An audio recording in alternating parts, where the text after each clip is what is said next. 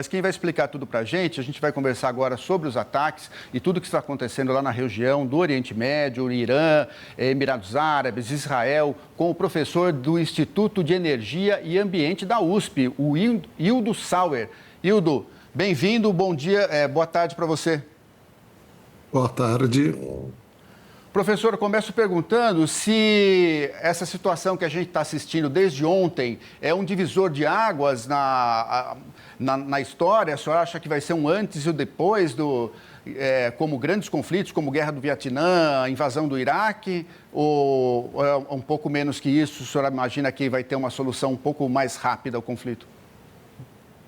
A situação do Irã tem uma diferença em termos de lógica, de armamentos e de, entre aspas, narrativa para o ataque, bastante diferente do ponto de vista tecnológico, apenas em relação a que você perguntou do Vietnã.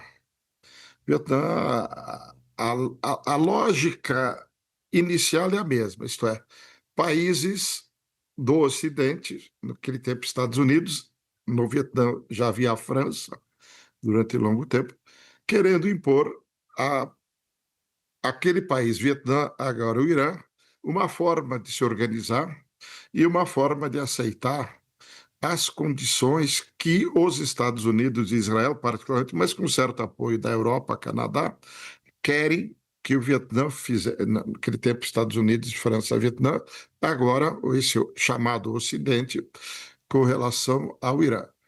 A diferença é que, aparentemente, a justificativa maior de Israel e dos Estados Unidos tem a ver, a explicação, não é justificativa, com o potencial do Irã de eventualmente chegar, entre aspas, a um artefato nuclear, uma bomba. Esse é o diferencial fundamental no discurso. Na prática, é preciso entender o que essa questão nuclear significa. O Irã e o Brasil, coincidentemente, têm uma história semelhante. Ambos começaram nos anos 90. O Brasil tinha começado antes a fazer um reator nuclear para fins de geração de energia Angra 1 com a Westinghouse, Estados Unidos, em 68. Mas nos anos 90, o Brasil fez um acordo com a Alemanha e, paralelamente, o Irã também começou, ao tempo do Shah do Irã, que foi derrubado em 79, construir centrais nucleares que foram todas abandonadas lá. E no Brasil, das 8 previstas com a Alemanha, somente uma foi construída, Angra 2. Então, desde então, o Irã já vem desenvolvendo capacidade nuclear para fins pacíficos.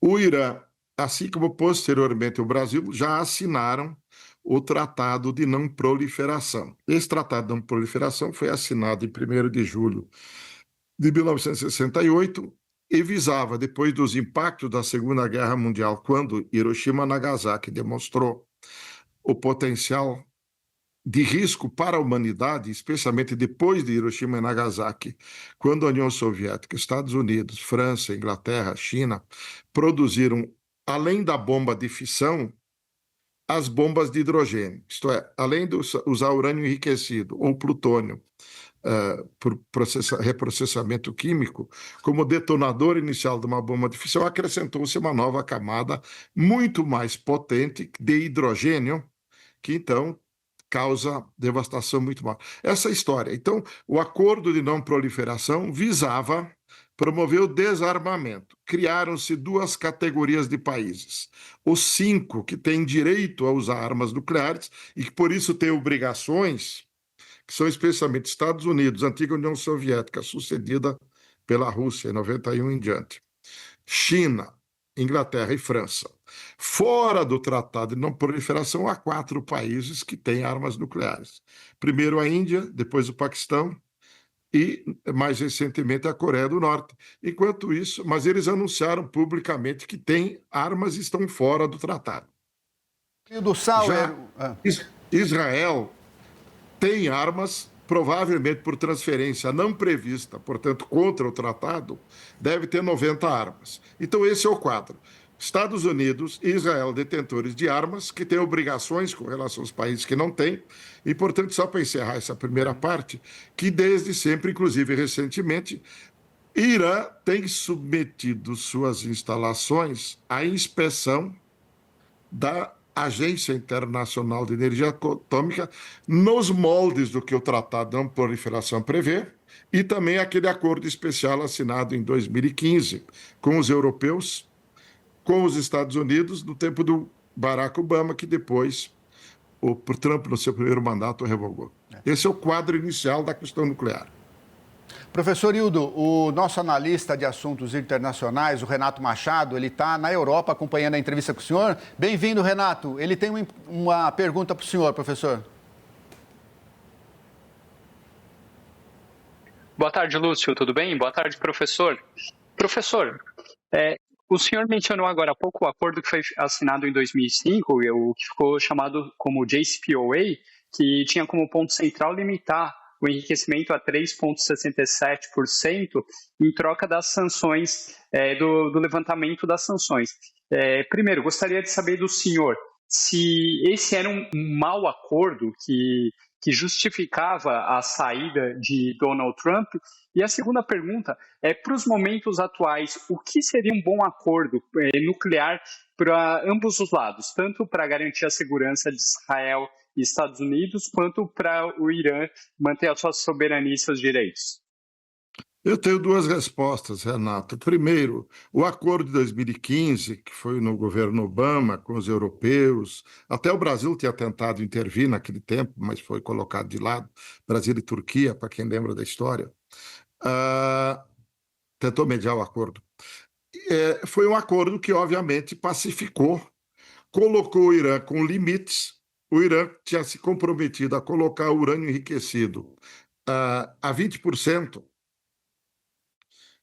sob salvaguarda de um país membro dos países nucleares, que era a Rússia. O Trump, quando chegou, resolveu sair o governo americano desse tratado por pressão de Israel. Então, me parece que foi como estava a questão resolvida e todas as instalações nucleares do Irã estavam sob salvaguardas, monitoramento permanente da agência, evidentemente que a decisão do governo Trump, no seu primeiro mandato, foi um desastre para o Irã e para os Estados Unidos. Essa é uma leitura muito direta, porque reabriu a questão. Essa é a resposta de curto prazo, porque nós não podemos esquecer a assimetria que existe no mundo. Eu não sei até quando a humanidade vai continuar convivendo com ter 5 países, mais 4, com capacidade de ameaçá-la inteiramente, e os demais países tendo que se submeter a esses e às suas ameaças, porque sempre a retaguarda da força nuclear também serve para impor soluções econômicas. Então, essa é uma resposta que, se der tempo, a gente pode elaborar depois. Então, retornando, evidentemente que a retirada dos Estados Unidos do governo Trump no seu primeiro mandato, daquele acordo, é o que está provocando isso aí, neste momento. Mas me parece que subjacente não era essa a questão. O que está em questão mesmo é essa dicotomia. Israel, um país que nunca assumiu publicamente, mas todos sabem que tem pelo menos 90 armas nucleares obtidas com transferência de tecnologia fora do que permite o acordo de não proliferação, o tratado assinado em 68, com a ajuda dos Estados Unidos, talvez da França e Inglaterra. Está querendo impor, junto com os Estados Unidos, ao Irã uma situação de um país que até agora não houve nenhuma evidência, não há evidência, dado que o próprio Rafael Grossi, diretor-geral da Agência Internacional de Energia Atômica, declarou isso junto ao Conselho de Segurança da ONU um tempo atrás, de que o Irã nunca deixou de cumprir suas obrigações. O que eu soube também recentemente é que, em função do ataque de junho do ano passado, o parlamento iraniano estava considerando retirar o Irã do Tratado de Não Proliferação, com justificativa no próprio tratado, porque, afinal, um país, Estados Unidos, que não tem o direito de atacar nenhum país e muito menos suas instalações nucleares, que formalmente são para fins pacíficos, atacou o Irã e bombardeou Fordow e Natanz, que são as duas centrais de enriquecimento. O Irã formalmente diz que até agora enriqueceu urânio até 20%. Por que isso? Porque para reator de produção de energia, a gente enriquece normalmente a 3,5%, no máximo 5%, dependendo da estratégia de gerência de combustível. Para reatores de pesquisa, como este que nós temos, por exemplo, aqui em São Paulo, no IPEM, Instituto de Pesquisa em Reatores Nucleares, a gente precisa da ordem de 20%. Diziam também que o Irã chegou a 60%, mas é preciso lembrar que para ter uma arma nuclear, um detonador da bomba de hidrogênio e detonador da bomba de fissão, semelhante àquela que de Hiroshima e Nagasaki, aquela que a Coreia do Norte detonou recentemente, precisa de urânio a mais de 90%, plutônio também com teor, plutônio 239 a mais de 90%. Então, este é o quadro. O que cria perplexidade é a ideia de que um país que está, entre aspas, é um pária em termos da não proliferação, porque ele não declara que tem arma, mas todo mundo sabe que tem, não assinou o acordo, não cumpre nada, não submete nada a ninguém da Agência Internacional Atômica, e os Estados Unidos, pelo tratado, têm a obrigação de transferir tecnologia para fins pacíficos e proteger todas as instalações de quem o faz para fins pacíficos. Ambos decidiram, em junho do ano passado, e retornaram agora a atacar o Irã. Então, isso causa perplexidade e é uma assimetria enorme, é uma contradição. E, se eu puder elaborar para o longo prazo, isso tem reflexo para países como o Brasil, a Argentina e outros, que detêm tecnologia nuclear e que o Brasil, me parece equivocadamente, assinou o tratado em 2000. Não precisava, porque o Brasil já tinha a proteção de Tlatelolco, que declara a América do Sul livre tratado de armas nucleares, e tinha um acordo de verificação mútua com a Argentina assinado no tempo do Sarney e do Alfonsín, quando, inclusive, estava eu, naquele tempo, trabalhando com a Marinha desenvolveu o enriquecimento por ultracentrifugação e o Sarney deu ao Alfonsín ao Sarney, um potinho com urânio enriquecido de ambos os países e tinha essa verificação mútua que está em vigor através da ABAC, Agência Brasileira-Argentina de Contabilidade Nuclear. Então, esse é o quadro. Por que isso se reflete ao Brasil? Porque o Brasil potencialmente detém a tecnologia de enriquecimento, não tem centrífugas suficientes nem para atender o combustível de Angra 1, Angra 2, mas poderia, com essa tecnologia, eventualmente, ir além. Por que o quadro é extremamente... a consequência maior que eu vejo desses ataques é que o Tratado de Não Proliferação, assinado em 68, que obrigava os países que detêm armas nucleares a demonstrar progresso a cada 5 anos no desmantelamento de seus arsenais, esse tratado, ao contrário do que é seu espírito, está sendo usado como instrumento de dizer não. Há 5 países, mais os 3 e Israel 4, que detêm a supremacia e poder de destruir qualquer outro país e os demais devem se subjugar. Qual é o problema? Que isso vem sendo usado como ameaça para impor soluções econômicas. É notório que o sequestro do presidente Maduro da Venezuela tem a ver com o controle do recurso petróleo.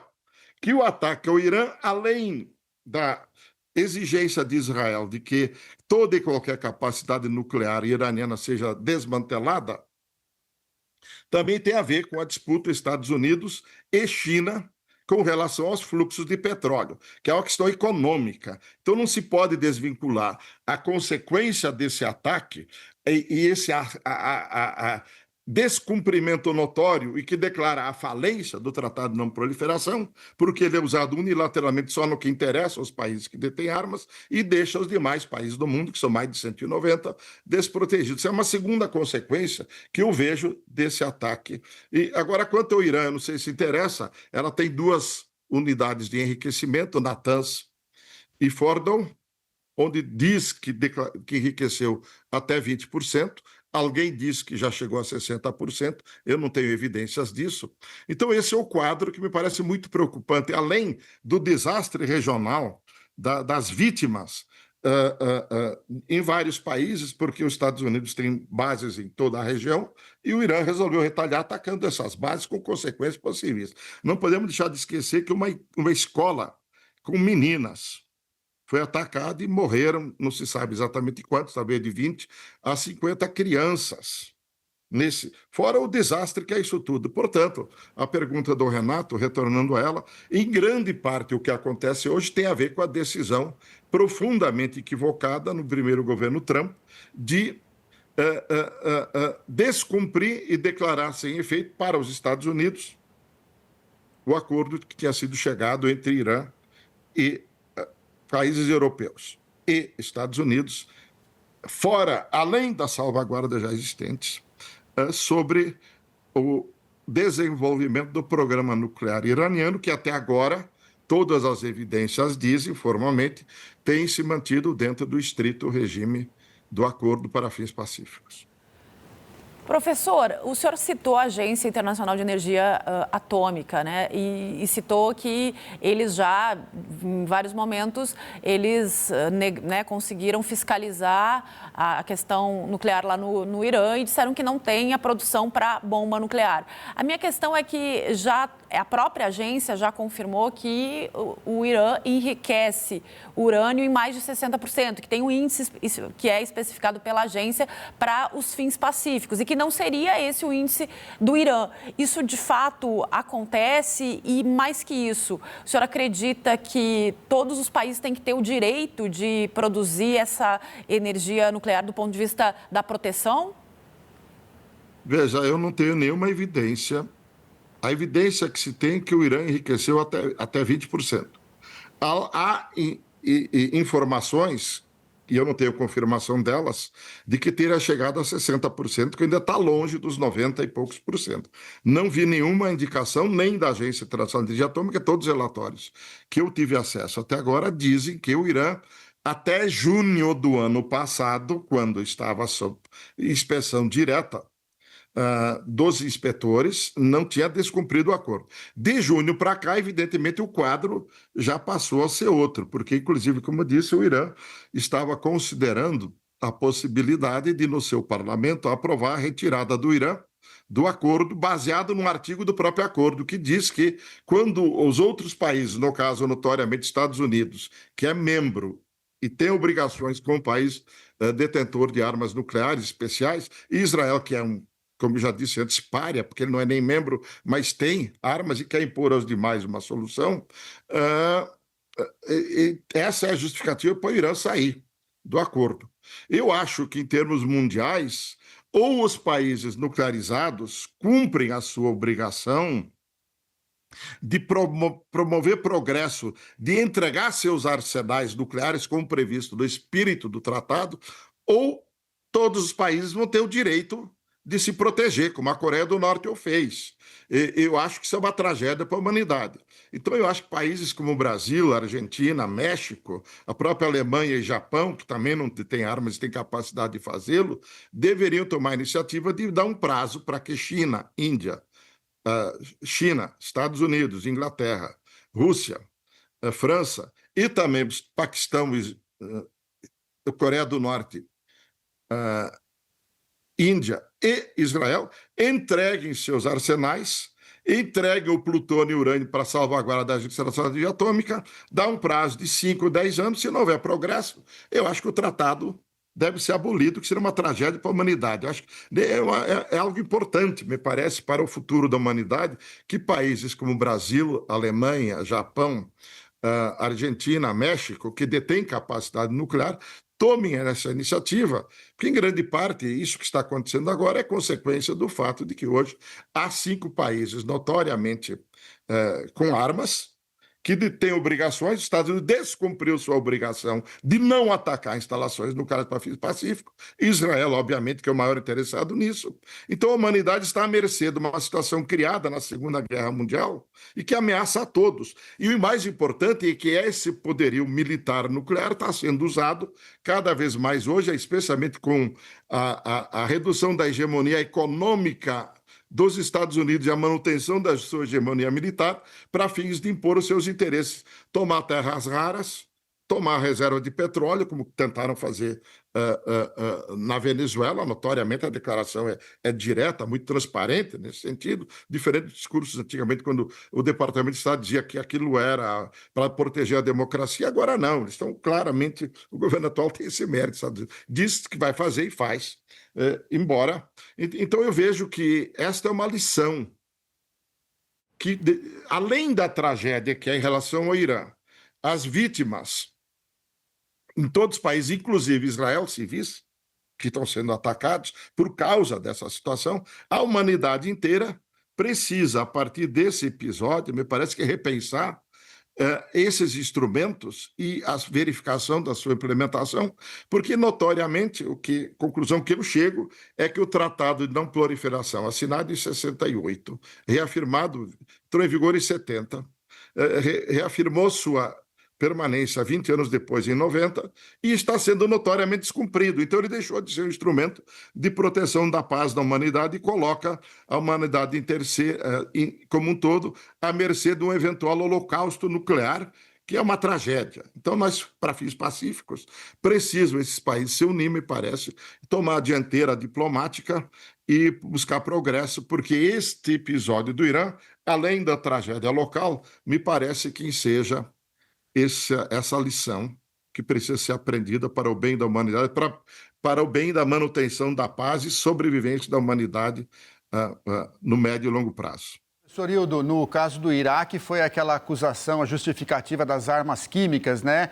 E agora, no caso do Irã, também a justificativa do enriquecimento de urânio. Talvez a gente descubra mais para frente que também seja uma falácia, igual foi o caso das armas químicas no Iraque. Agora, professor, eu gostaria de perguntar para o senhor sobre um outro tipo de energia, o petróleo, né? O petróleo já está com o preço subindo mais 10% hoje no mundo. A gente tem notícia de um bombardeio lá perto do Estreito de Hormuz, de um petroleiro indiano. E o senhor acredita que a gente vai ter uma nova, pode ter uma disparada dos preços do petróleo? Com certeza, no curto prazo, há uma perturbação. Nós não podemos esquecer que mais ou menos 20% a 25% do petróleo passa pelo Estreito de Hormuz. Do outro lado, também, no Mar Vermelho, há um estreito que leva ao Canal de Suez para abastecer a Europa. Então, toda essa região está ameaçada. E quando esse fluxo se estrangula, obviamente que o preço, no curto prazo, vai subir. Se isto vai ser algo permanente, como foi em 73, 79 e mais recentemente no ano passado, evidentemente que houve um pico de preço. Depois, a OPEP, que é formada por 12 países, liderado pela Arábia Saudita, e o OPEP+, formado por esses 12, mais 10 liderados pela Rússia, a Arábia Saudita, no acordo entre Bin Salman, o príncipe herdeiro, Mohammed bin Salman, e o Trump, que o visitou no ano passado, assumiu o compromisso de aumentar a produção do petróleo, apesar em 411 mil no ano passado e mais 411 mil barris por dia no começo deste ano, em parte porque o governo americano estava preocupado com o aumento da inflação nos Estados Unidos, decorrente da aplicação das tarifas que criou pela perturbação. Então, a Arábia Saudita se comprometeu como líder da OPEP+, a aumentar a produção em quase 1 milhão de barris, apesar da demanda não ter crescido por causa da crise mundial da estagnação. Então, mas grande parte desse petróleo, 20%, quase 20 milhões de barris por dia, dos 100 milhões que são consumidos, passam exatamente nesse estreito que está sendo mostrado na tela agora aí, de Shat el Arab, do Estreito de Hormuz, que então, por quanto tempo isso vai perturbar, não se sabe, porque é sempre possível. Quando a Rússia foi sancionada, o que aconteceu? Ela deixou de vender para alguns países e redirecionou o petróleo para outros, especialmente a Índia e a China. Então, houve um reequilíbrio de origem e destino, porque ninguém consegue rapidamente aumentar a produção. Neste caso, este Estreito de Hormuz, ele meio que torna refém produção, o envio de mais ou menos 20%. Mais ou menos 20 milhões de barris por dia ficam presos de todos os países, Emirados Árabes, Iraque, o Irã pode sair pelo outro lado, mas está sendo sancionado, e a Arábia Saudita, acima de tudo, que não vai sair o petróleo por esse Estreito de Hormuz, então há uma deficiência, evidentemente que no curto prazo o preço deve subir, como já subiu hoje, você anunciou o aumento, e não se sabe até quando isso vai perdurar, porque depende, evidentemente, da evolução desse cenário de alta gravidade. Importante lembrar que tanto Israel quanto Estados Unidos anunciaram que esta operação não vai ser como a de junho, que durou alguns dias só, e houve uma espécie de acordo tácito para suspender o bombardeio mútuo. Agora, a promessa do governo americano é de que ele quer decapitar a liderança do governo iraniano e promover uma mudança de regime, o que me parece uma tarefa quase impossível no curto e médio prazo, dada a organização interna, a força da Guarda Revolucionária, as instituições, que, apesar de tudo, lá no Irã ainda tem certa hegemonia. De maneira que é difícil fazer previsão, mas é altamente preocupante nesse momento e vai se refletir aqui no Brasil também. Que com o preço mais elevado do petróleo, a referência que nós temos aqui, apesar de sermos autossuficientes e exportadores, a estrutura institucional de preços, que na minha opinião já deveria ter sido reformada, que continua de pé. Hoje a lógica, se todos os atores, Petrobras e os demais exportadores, 25% do petróleo brasileiro, quase 30% dele é feito por empresas não Petrobras, internacionais, então, que segue essa lógica. Então, há consequências e haverá consequências para nós aqui também. Mas dizer o que vai acontecer depende, evidentemente, de uma mudança da solução da origem do problema. Ataque dos Estados Unidos e Israel ao Irã com desculpas que não têm fundamento. Ainda bem que você mencionou, Lúcio, também a história das armas químicas. É importante lembrar que o Bustani, José Maurício Bustani, o embaixador brasileiro, que presidia a agência de inspeção de armas químicas, que é a paralela para armas químicas da Agência Nacional de Energia Atômica, declarou que não havia. Estados Unidos forçou, naquele tempo, a destituição dele para poder impor aquela mentira. De maneira que o quadro internacional hoje, a diplomacia, não vive mais com o diálogo transparente. Outro indicador, Estados Unidos, Irã, sob mediação de Oman, estava negociando e dizendo que haveria progresso para atender às exigências americanas. No meio da negociação, irrompe o ataque, o que mostra mais que agora, além de descumprir o espírito do Tratado de Não Proliferação, como então o Tratado das Armas Químicas, há uma perda total de credibilidade. Quem daqui para frente poderá negociar de boa fé com os Estados Unidos? Essa é uma outra perda extraordinária para a humanidade. Se não há mais condições de, entre países, haver credibilidade nas negociações, e se os tratados são descumpridos, nós voltamos à barbárie e à selvageria. Essa é a conclusão final do aprendizado do Iraque, aprendizado do Irã. Agora, é uma tragédia para a humanidade o que nós estamos enfrentando, me parece.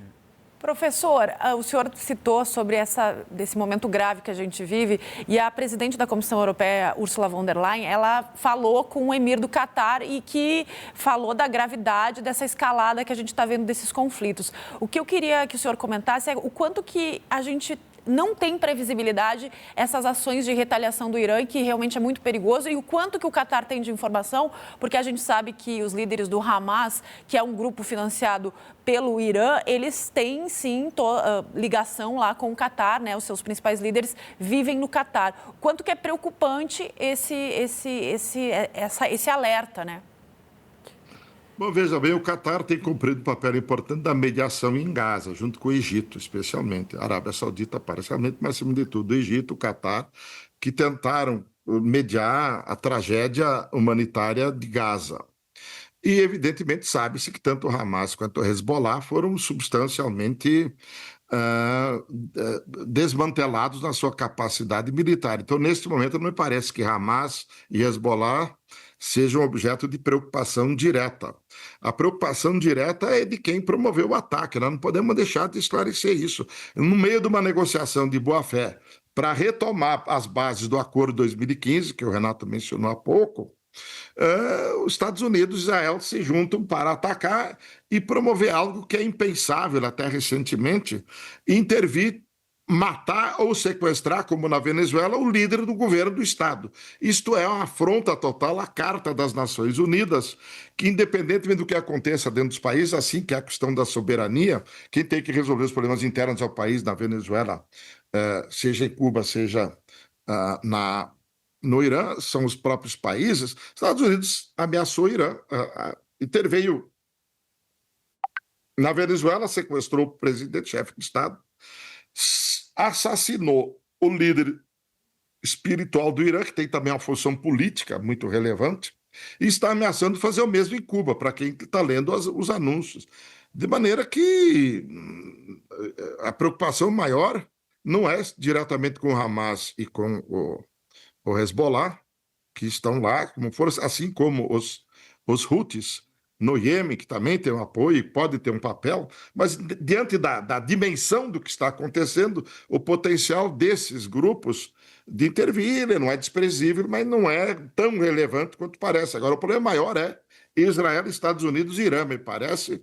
Enquanto não resolver isso, e não me parece que esteja no horizonte uma solução para o curtíssimo prazo, curto prazo, para uma semana e tal, eu acho que a humanidade está assim, enfrentando uma situação que, como eu tentei demonstrar antes, além dessa conjuntura gravíssima, nós temos como consequências uma questão de longo prazo, onde a ordem mundial,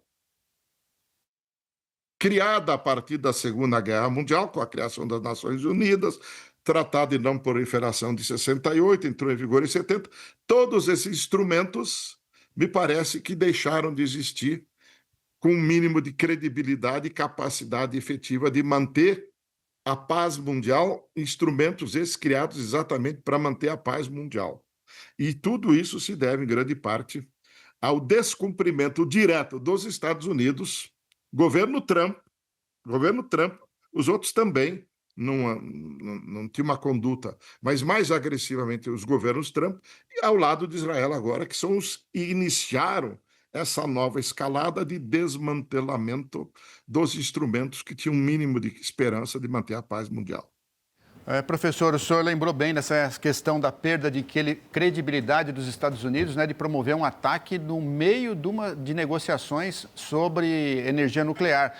E essa perda de credibilidade, professor, já vem também da questão das tarifas, né? Também um vai e volta em relação às tarifas, também não tem mais credibilidade nenhuma. Só queria ver, antes de encerrar, professor, se o Renato Machado tem mais uma pergunta sobre energia? Não estamos... Tenho sim. Pois não, Renato. Professor, uma última pergunta bem brevemente. Os Estados Unidos defendia na negociação com o Irã enriquecimento zero. O Irã defendia enriquecimento a 3%, 3,67%. Hoje em dia, para um país que detém conhecimento da enriquecimento nuclear, o quanto isso, a partir do momento que não há uma fiscalização, é fácil passar de 3% para 90%, que é o suficiente para construir uma arma nuclear? Uma bomba exige aproximadamente entre 9 e 12 quilos, ou de plutônio, que se obtém por outro caminho, urânio natural, e separação química entre urânio e plutônio, ou enriquecimento com ultracentrifugação, que é a tecnologia que o Irã desenvolveu autonomamente, como o Brasil também. Eu estava na Marinha quando isso foi desenvolvido como civil nos anos 80. Isso depende do número de centrífugas, porque é uma cascata, isto é, o urânio natural entra no meio, o empobrecido vai para trás, o outro vai para frente. Você pode reutilizá-la, enriquece até 3,5%, depois usa o volume de urânio a 3,5%, vai para 20%, vai para 60%, depois vai para 90% ou pouco mais. Isso demora tempo, depende do número. Eu não tenho informação sobre quantas centrífugas estão instaladas em Fordow ou em Natanz. Mas veja bem, olha a ironia. Os Estados Unidos querem enriquecimento zero. O Tratado de Não Proliferação garante ao Irã o direito de enriquecer para fins pacíficos. E fins pacíficos, como eu já disse antes, é 3,5% até 5% para algumas estratégias para produzir energia nuclear. É importante lembrar que o Irã tem uma usina nuclear em operação, iniciada ao tempo dos anos 70, quando o Brasil fez 90, quando o Brasil fez o acordo nuclear com a Alemanha, nos anos 70, desculpe, e a Alemanha no Irã saiu, quem concluiu a usina lá de Bushehr foi a Rússia, e está construindo outra. E havia um plano dos russos fazerem mais usinas nucleares no Irã para a geração de eletricidade que exige enriquecimento a 3,5%, 5%. O Irã tem 3 reatores de pesquisa, eles exigem urânio a 20%. Então, se o Irã estava concordando em limitar o volume de enriquecimento a 3,5%, Estados Unidos é absolutamente causa perplexidade exigir enriquecimento zero. Isso não está no acordo, não está no tratado. E nega o Irã o direito de usar energia nuclear para fins pacíficos. Esse é o fato. Mesmo assim, como havia, pelo menos o chanceler de Oman dizia que houve já uma negociação, acordo que estava próximo no meio. Então, esse é o quadro. Quanto ao tempo, como já respondi, Renato, eu não sei quantas centrífugas eles têm nas 2 instalações, então é difícil responder objetivamente, mas obviamente que com paciência e tempo, quem sabe enriquecer a 3%, a 20%, a tecnologia é a mesma, só que depende do número de centrífugas e instalações, leva mais tempo para chegar a 90%. Mas como estava tudo submetido às inspeções da agência, isso é verificável, desde que o tratado mantenha-se em vigor.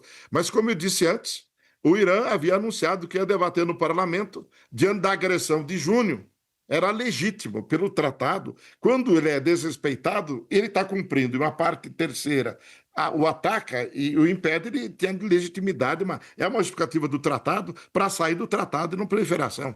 De maneira que é difícil fazer previsões do que vai acontecer.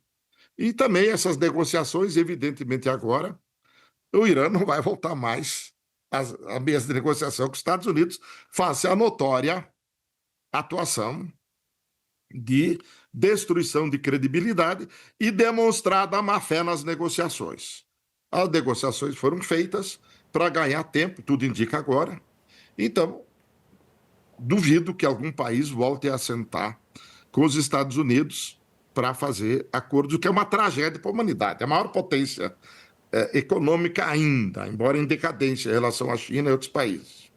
E militar, perder a credibilidade, o Lúcio mencionou antes as tarifas, o vai-vem na área econômica, as ameaças a vários países, é uma tragédia para a humanidade. Impressionantemente surge daquele que era o líder do chamado Ocidente, que defendia a supremacia ocidental em relação aos direitos humanos, a manutenção da paz e da democracia em escala mundial.